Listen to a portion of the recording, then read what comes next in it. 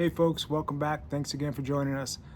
There's a lot to go over with this one, and I just want to touch on a couple things. First, there is no sort of honorary mention videos in this. Instead, I opted to use the end of the presentation to sort of go over some of the takeaways from this sort of undertaking since we started this in January. There's that. And then also I wanted to point out something somebody asked me about my language, and I'm not adverse to four-letter words, but the reason I don't use them in these videos is because I think it's important that people of all ages be exposed to this phenomena. And so I'm trying to make it age appropriate so people can show their kids and have discussions and promote dialogue. Otherwise, yeah, check it out and let us know what you think. Like I always say, feel free to comment, ask questions, and share these videos with anyone you think might enjoy them. Thanks. Talk to you on the other side. Okay. All right, so from left to right, this thing flies over the cockpit, over the wing, down the fuselage, and then back behind the tail. And we'll see it again a little further back and a little faster, but you see it goes over the wing quite clearly. And this is really interesting. Watch what this thing does after it's past the plane. It stops and hesitates right there and then keeps going. Obviously this is slowed, but that's what it did. And we're going to take another look at that because this is not the first time we've seen this tendency. That stopping and hesitating looks like this. When we're a little closer, and a little closer still, it looks like this. And we've seen it before. We'll show it to you.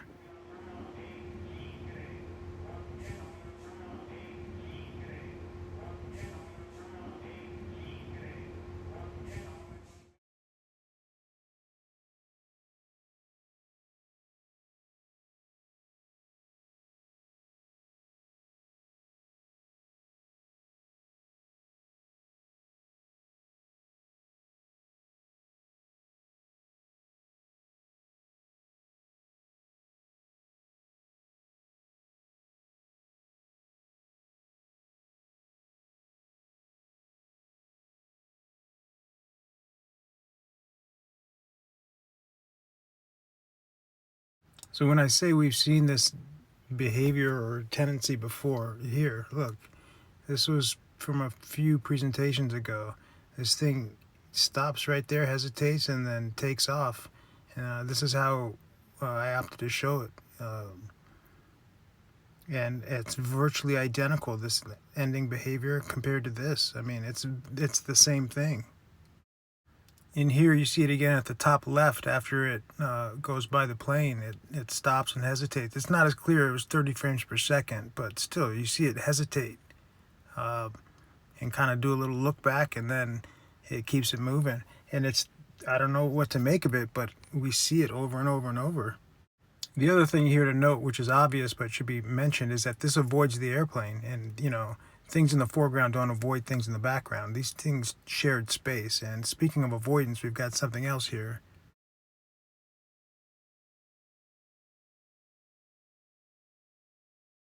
I mean, I could be wrong, but to me it looks like this thing is on a particular trajectory and it reroutes itself.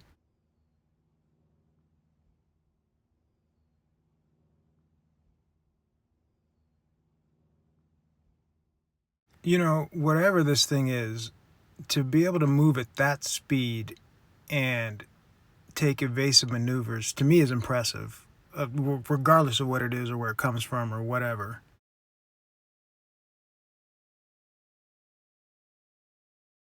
Look right over the nose of the plane, sort of like the first capture we had, but from a greater distance. Yeah, but what's interesting is if you back out, then you see that there's more to it. And this is actually going on too. And there's two going to the left and one going to the right, and they sort of interlace. And in real time, this is what it looks like. I should really say this is what it doesn't look like, because unless you're zoomed in and slowed down, these events just aren't even observable. Luckily, we have phones and some modern technology that's sort of allowing us to take a peek into this world that we didn't really know existed. So here's another one of these things that you're looking at it because I have no clue what it is, and it's super interesting. Um, but it's the same footage, it's just back further. So all of this is going on with the same airplane.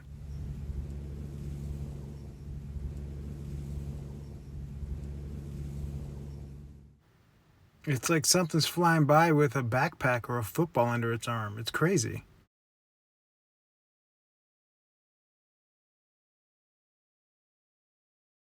So I don't know what that is, but I do know that if you keep watching the footage, this happens.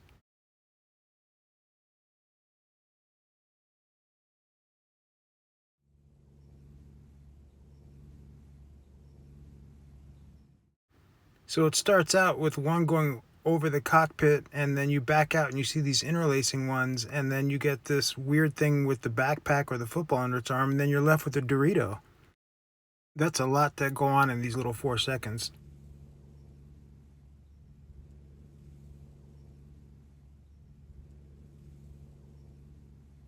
Focus on the center of the screen, and you'll just see this thing manifest, right? And where it came from, who knows? This is the other end of the same capture, and it seems to go back to wherever it came from. Go figure. Now here's that same sequence a little faster, and then you're going to see the actual footage slowed and then in real time. You know, when we've featured these captures before, the feedback has been this is evidence of interdimensionality. I'm not sure about that. Maybe. I'm not sure, though.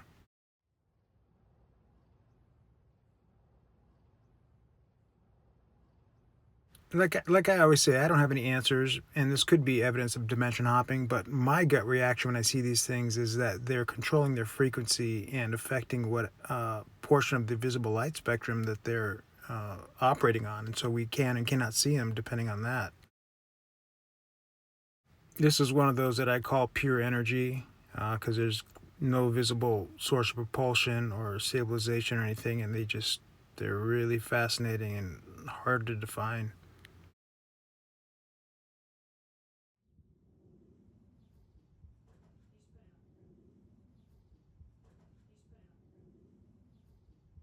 You know what's cool too about this capture is if you look at the in front of the nose of the plane, you'll see a little black spot pop up, and this is another fast mover that comes in and out, and it is right in front of the plane. You'll see it right there.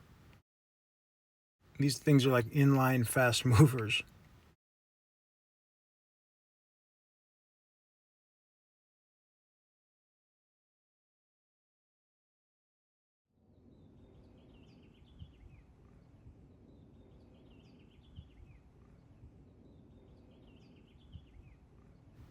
You know, this is a weird one because this capture and then a few others in this presentation where for some reason I look at this and I get this sense that like these things are going somewhere. Like they're coming from somewhere and they're like going somewhere. Okay, so I'm just gonna say right now, this one almost didn't make the cut. But I just think it's cool looking, so it made the cut. And you know, there are these things flying around, but yeah.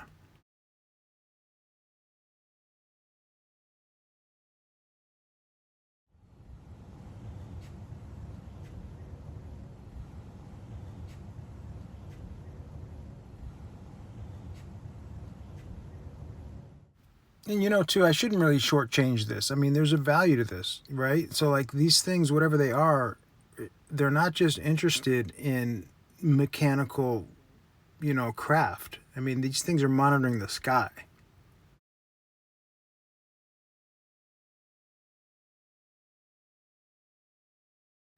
So these things are moving in groups now.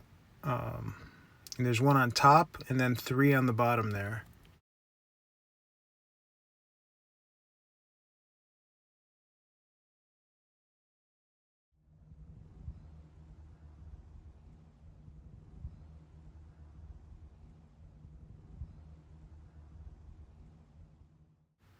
I feel like these 4 in total are probably the most that I've ever seen that appear to be moving in unison or as a group.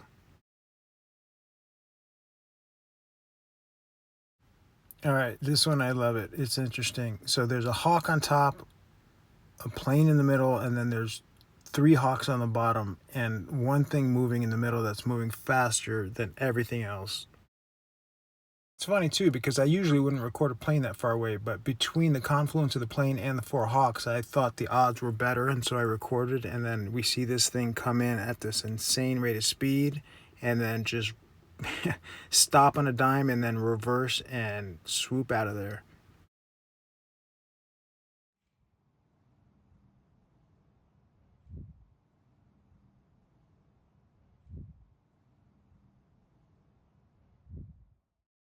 The speed and the ability to change direction like that are just it.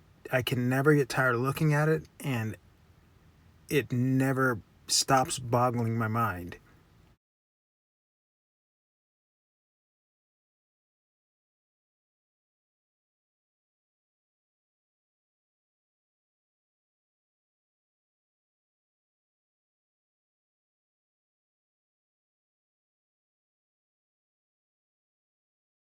This is one of those captures where I've started calling them rainbow orbs just because they change color as well as shape. And this is zoomed in and slowed, so we'll see it from different perspectives. But this, again, is like what we captured in Lake Arrowhead and again in Joshua Tree. Um, yeah, it's really fascinating. And the other thing, too, about this is, Dr. Robert Scheib from Custodian File cautions against zooming in too much when you're recording because you're going to miss things. And this is an example of the wisdom and prudence of that insight, because this was captured only because we had a really, really wide angle on this airplane, and this was recorded on the very far right of the same screen.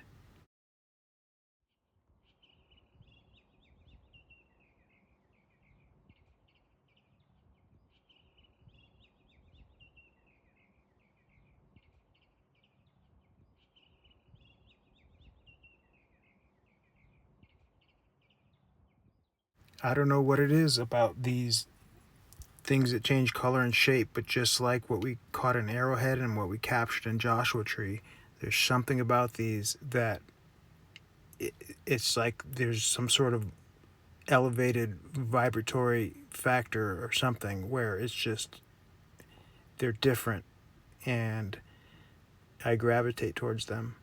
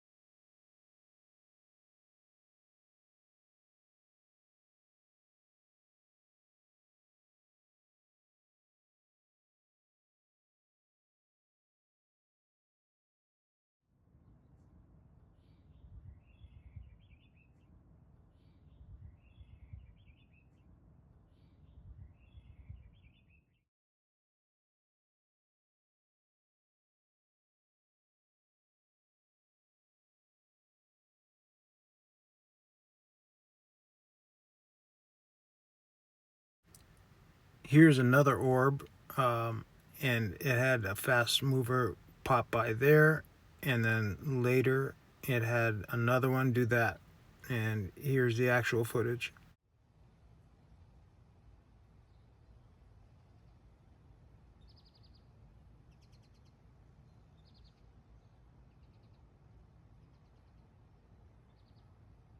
It's almost comical that I look at this now, I'm like, okay, well, that's just an orb. And it's like, what do you mean, just an orb? Like, it doesn't make sense, but, in a way it does.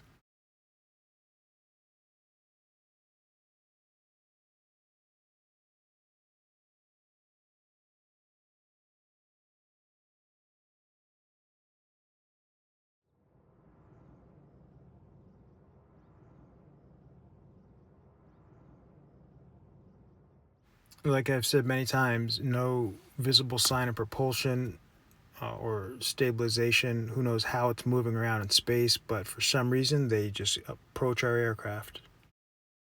This captures a first for us in that there's so much going on and it's so dramatic that you can actually see it at real time and real speed. Not necessarily with the naked eye, but watching it uh, on video, you can see all the attention that, for whatever reason, this aircraft is garnering from the environment. And it's like a barrage.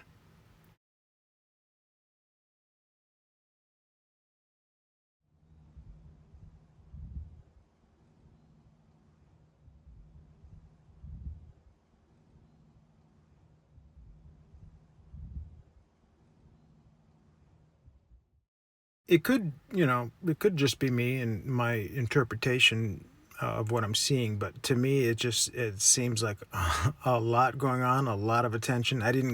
Maybe I should have, but I didn't count each and every incursion there. But I mean, it makes you wonder, it makes me wonder, what was it about this craft that caused that?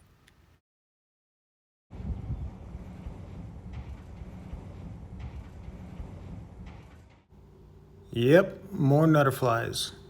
So here they are, a few frames each, and we got a total of 13 frames, which is pretty cool. And so we're going to kind of go through them. And you'd think that with this many separate frames that it's in, you'd think some of them at least would give us a sense, of what it actually is, or at least what it looks like, I should say. But to me, none of these frames are particularly helpful in identifying it. Yeah. So with this many frames, I thought we'd just run through them because usually with these nutterflies, you don't get that many to work with or to analyze, so I figured we'd just go through them and look at them. And it's funny too because with anything else, known and prosaic that we see, most, if not all, of the frames, you're able to identify what it is. But with this, it's almost like the opposite. It's like I said, there's 13 separate frames, and in my mind, not a single one of them tell me what this thing is. Nothing, none of them. Each one, I mean, some of them look the same as others, but that's not helpful if none of them look like anything that we are aware of.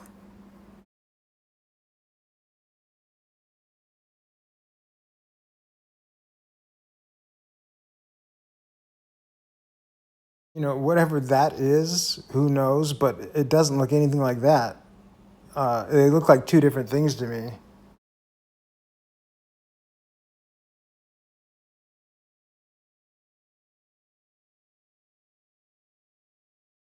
But speaking of things we can identify, I wanted to share this because I was recording a helicopter and I did have an actual butterfly fly through, and lo and behold, it still looks like a butterfly. On the other hand, these shots of butterflies we've gotten don't look like butterflies at all. Um, they're something different. They're something else, it seems like.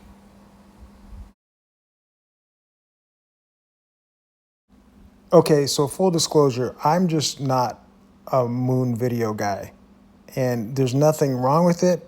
And there's not to say I wouldn't be a moon video dude if maybe I had a better camera setup, but I'm using an iPhone, right? So I just happened to record the moon on this night, and this is what was captured.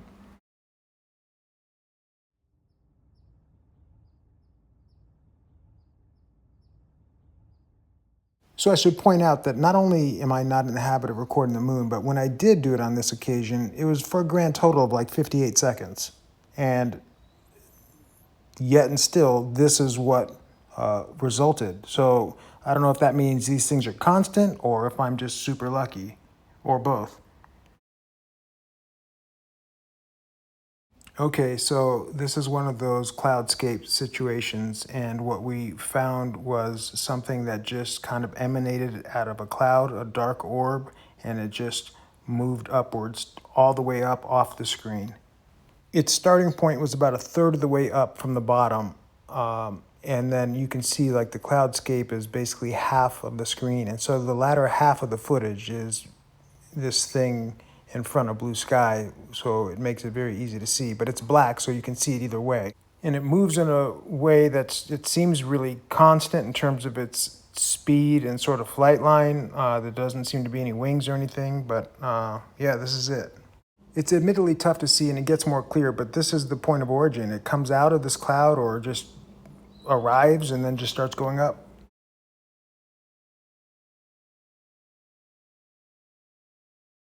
So like I said, tough to see, but now look at the bottom of the screen. You can clearly see it.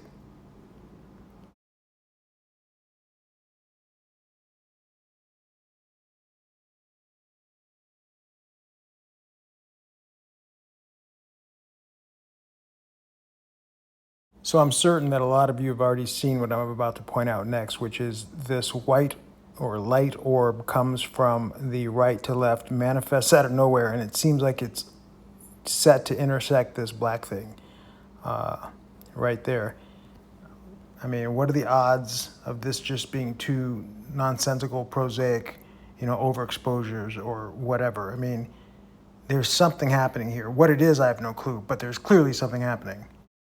Every time we record something prosaic, you can see where it's coming from. It doesn't just present itself like this. If this was just footage of a white orb manifesting out of nowhere, it should and would be newsworthy. But this is a white orb coming out of nowhere, set to intersect with a black orb that came out of nowhere. So, I mean, the odds of that just being some nonsense happenstance it's ridiculous. Like, clearly something's going on.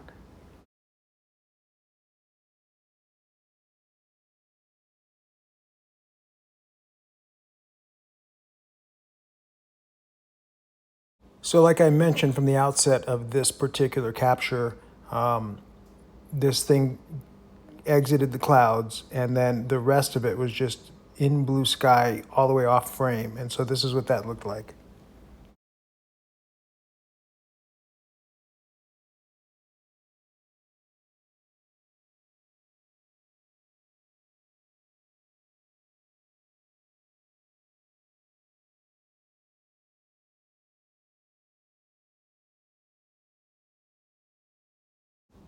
We're going to look at this one more time because I'm going to point out what some of you might have seen, which is two coming down the left side. So you see that on the right and then those two there on the left. And we'll take another look at them closer. Yeah, and here they are slowed. So like I've said before, focus on what you have and you're going to miss what you don't even know. And this is a perfect example of that. So this was, I don't know, 3% of this entire screen, and a total of like 10 seconds. And this is a huge screen and a minute of recording. So I know there's a lot more here and I'll probably address it in another video, but the point is there's so much going on in our sky. Let's talk some takeaways and lessons based on what we've learned so far. First and foremost, the evidence indicates that these things are at altitude and interacting with our aircraft. It's not my personal opinion or a hope or a wish. It's my interpretation of the evidence.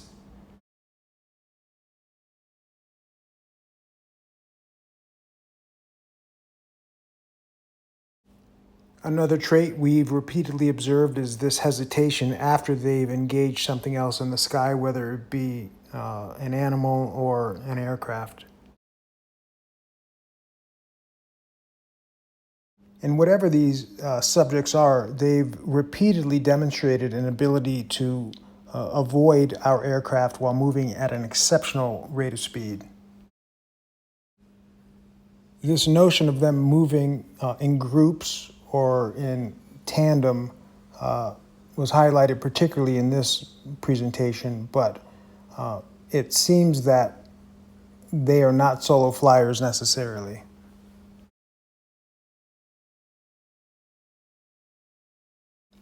What you're looking at on the left is the nutterfly that buzzed my head in April of 2024. And on the right, you're looking at a capture from Australia and the Barbell UFO YouTube channel. This was courtesy of my friend JT, who spotted my video and recognized the incursion I dealt with and pointed this out from the Barbell UFO channel, and he sent it to me. Clearly, these things are the same or related. They both have this nub of a tail. They have these sort of lines on the sides and half lines or dots toward the top. And the similarities are just too obvious to ignore. I've included the links to the channel for Barbell UFO and the specific video in the description below. It's difficult to wrap your brain around this, right? Because these things look like manta rays that are flying at, Mach 2.5, Mach 3. Yeah. And so the last of these sort of takeaways is this, which is, I don't know if it's disturbing or interesting or both, but the notion that these things can, appear and disappear or manifest and go away. And like I said, whether it's dimensional or frequency, who knows? All right, folks. Well, there you have it. Yeah, I told you there's quite a bit to go through when I mentioned that at the outset. And so thank you for your time. I did my best to sort of present what we captured and talk you through it in a way that sort of relays the information. And, I don't know how many more of these need to be produced and posted before the UFO community acknowledges these occurrences. It seems like, the Mark D'Antonios of the world, who are said to be the video and photo experts, would kind of want to take a look at something like these videos. But again, like I said last week, Enigma Labs is the only group that's reached out, which is perplexing. And it also makes me think about my friend Jim Quirk at the Extraterrestrial Reality Podcast, and his work with the Kenmore family on that video and the Vegas aliens. Like, there's a lot that's been done there, and it seems like it's crickets from the UFO community. And I hear some of his, I don't want to say frustration, but I hear the passion in his voice, and I'm starting to relate to it more than I did previously, because, like this black orb floating up and then this white one coming out of nowhere to intersect it. I mean, you would think that of all the people in the world, it would be the UFO community that would be embracing footage like this and wanting to inquire and investigate and amplify, these captures. But it's like I'm kind of operating on an island here. So, I'm doing what I'm doing. It's not going to stop. But it is interesting because the UFO community seems a little finicky in certain ways. It's like, are the Kenmores not the right look? I mean, what is happening? I mean, I don't know. No. Anyway, that's it. Thanks again for your time. I appreciate it. Share this with others you think are like-minded or might enjoy it, and please comment. Let's keep the dialogue going and open source this and see what we can figure out. Okay, thanks a lot. Take care.